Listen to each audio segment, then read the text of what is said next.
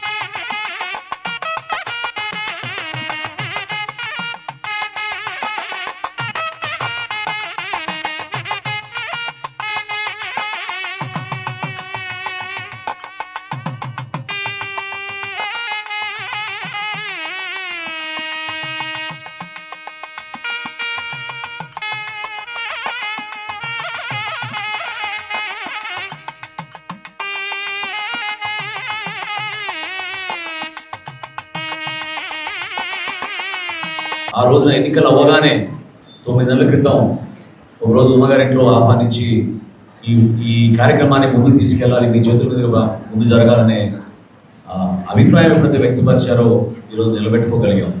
నేను మీకు మాట ఇస్తున్నాను, నెప్ప కార్యాలయంగా పైన ఉపయోగించుకుంటాం, కింద శిక్షణ కేంద్రంగా ఖచ్చితంగా ఇక్కడ కుటుంబేషన్ల విషయంలో కానివ్వండి, ఫర్దర్ స్కిల్లింగ్. నిన్న సబ్ కలెక్టర్ గారు కూడా ఒక పాయింట్ చెప్పారు, అదేంటంటే మనకి అమరావతి, గుంటూరు, విజయవాడకి ఎక్కువగా మనకి సర్వీస్ సెక్టార్లో అంటే హాస్పిటాలిటీ ఇండస్ట్రీలో ఎక్కువ మంది మనకి ఇక్కడి నుంచి ఉపాధి కల్పించే అవకాశం మనకు కలుగుతుంది.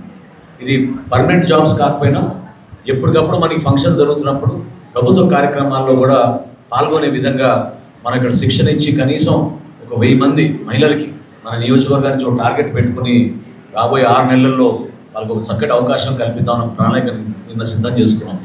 తద్వారా ఈ ప్రాంతంలో వారికి వస్తున్న ఆదాయం పెంచడానికి కోసం, అదేవిధంగా ఇటువంటి కార్యక్రమం ద్వారా ఖచ్చితంగా ఈ ప్రాంతానికి ఒక ఉన్నతమైన ఆశయంతో ఏదైతే పెద్దల ముందుకు వచ్చి మనకు అప్పచెప్పారో, ఇంతమంది మహిళా మూర్తులు గతంలో వాళ్ళు చేసిన త్యాగాలు, వాళ్ళ ఆలోచన విధానాన్ని నిలబెట్టుకునే విధంగా తెనాలి పురపాలక సంఘం నుంచి, రెవెన్యూ డిపార్ట్మెంట్ నుంచి, రాష్ట్ర ప్రభుత్వం నుంచి 100% మేము పాటించి మీకు మీరు కోరిన విధంగా, మీరు నమ్మిన విధంగా మనస్ఫూర్తిగా ఆ దారిలో నడుస్తామని ఈ సందర్భంగా ప్రభుత్వం తరఫున మీకు నమస్కరించుకొని, మరొకసారి మీరందరూ చేసిన ఈ కార్యక్రమం అది విలువతో కూడిన సంబంధం లేదు, ఎన్ని లక్షలు ఎన్ని కోట్లు అనేది కాదు, చాలా పెద్ద మనసుతోటి మీరు ఆదర్శవంతంగా నిలబడ్డారు సమాజానికి.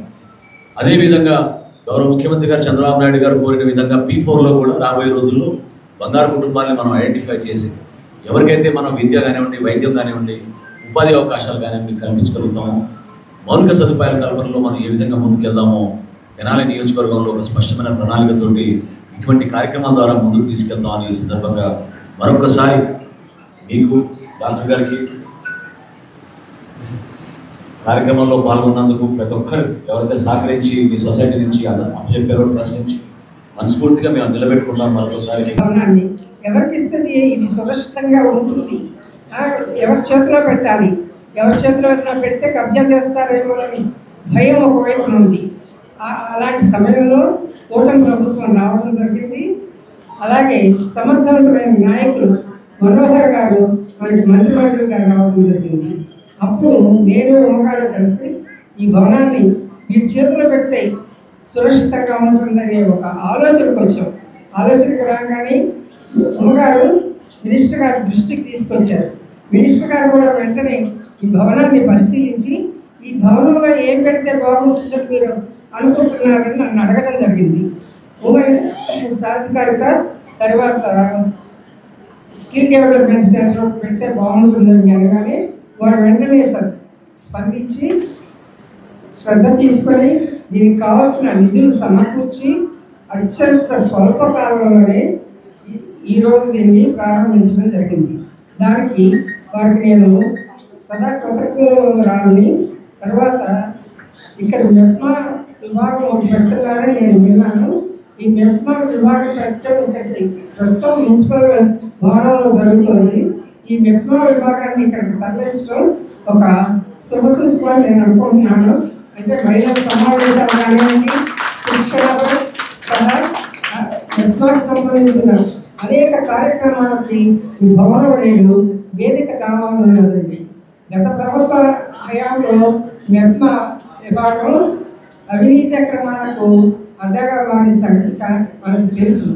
కానీ ప్రస్తుతం కూటమి ప్రభుత్వం వాటన్నిటిని అరికెట్టి ప్రత్యేక శ్రద్ధ తీసుకొని ప్రతి మహిళను దీంట్లో భాగస్వాములు చేసి వారి ఆర్థిక స్వేచ్ఛకు అడుగులు వేసిందనమాట. కాబట్టి మహిళలందరూ ఈ అవకాశాన్ని సద్వినియోగం చేసుకొని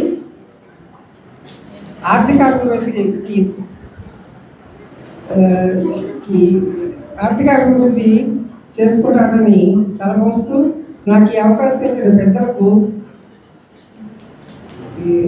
కృతజ్ఞతలు తెలియజేసుకుంటూ, అలాగే దీనికి హాజరైనటువంటి మన మంత్రివర్యులు మనోహర్ గారికి నేను సదా కృతజ్ఞతని ఈ సభాపూర్వకంగా వారికి కృతజ్ఞతాపూర్వక నమస్కారాలు తెలియజేసుకుంటున్నాను.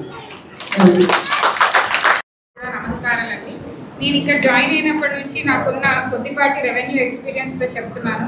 1 సెంటు భూమి తగ్గినా ఎవరు ఊరుకోరు, గొడవ చేస్తారు. ఇంకెవరిది ఏదన్నా ఖాళీగా ఉందంటే ఆక్రమించాలని చూస్తారు. కానీ ఇంత పెద్ద మనసుతో ఇంత భవనాన్ని ఆడవాళ్ళకి వాళ్ళు కాళ్ళ మీద నించోవాలి, సస్టైనబుల్గా ఉండాలి, ఫైనాన్షియల్లీ ఇండిపెండెంట్గా ఉండి స్కిల్ అయ్యి ఎంతో సాధించాలి అని అంత మంచి మనసు ఆశయంతో డొనేట్ చేసిన కస్తూరిబాయి గారికి నిజంగా కృతజ్ఞతలండి.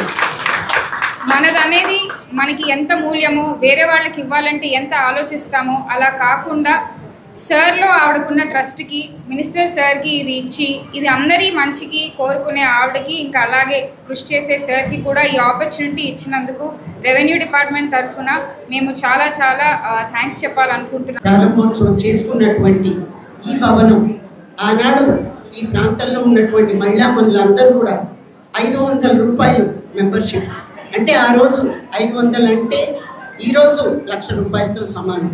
ఆ విధంగా రైతువారి కుటుంబాలు, వైద్య వృత్తిలో ఉన్నటువంటి మహిళామణులు అందరూ కూడా డొనేట్ చేసి ఈ భవనాన్ని నిర్మించుకోవడానికి వారి వంతు సహాయం చేయటం జరిగింది.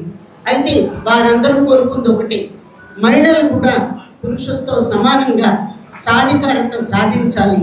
ఈ ప్రాంతంలో మహిళలు తలెత్తుకుని తిరగాలన్న వారి ఆలోచన విధానంతో ఈ మహిళా మండలి ఏర్పడటం జరిగింది. ఇక్కడ అనేక కార్యక్రమాలు పునర్నిర్మాణం చేసుకుని కానీ ఎవరి చేతిలో పెడితే సాధికారిత సాధిస్తామన్న ఆలోచన ఎప్పుడూ మా మధ్య వస్తూ ఉండేది. ఇది రాజకీయ వేదిక కాదు, కానీ మనం ఇది కానీ కొంతమంది చేతిలోకి పోతే ఉంటుందా, ఎక్కడికి వెళ్తుందా అన్న అభద్రతా భావం మాలో ఉండి వెనక్కి తగ్గాం. అయితే కస్తూర్బాయి గారు, మనోహర్ గారు గెలవగానే దీన్ని వారి చేతుల్లో పెట్టి ప్రభుత్వానికి అందించి తప్పకుండా మహిళలకు ఉపయోగపడే విధంగా ఇక్కడ ఈ కార్యక్రమాలు ఏర్పాటు చేద్దామని చెప్పటం, అలాగే వారు కూడా మనోహర్ గారు 9 నెలల్లో 20 లక్షల దాకా ఇక్కడ వెచ్చించి రిపేర్స్ కానీ ఏ విధంగా చేసుకుంటే ఉపయోగపడుతుందన్న ఆలోచన విధానంతో అనేక మరమ్మతులు చేయటం జరిగింది. వారికి కూడా ప్రత్యేక ధన్యవాదాలు తెలియజేస్తూ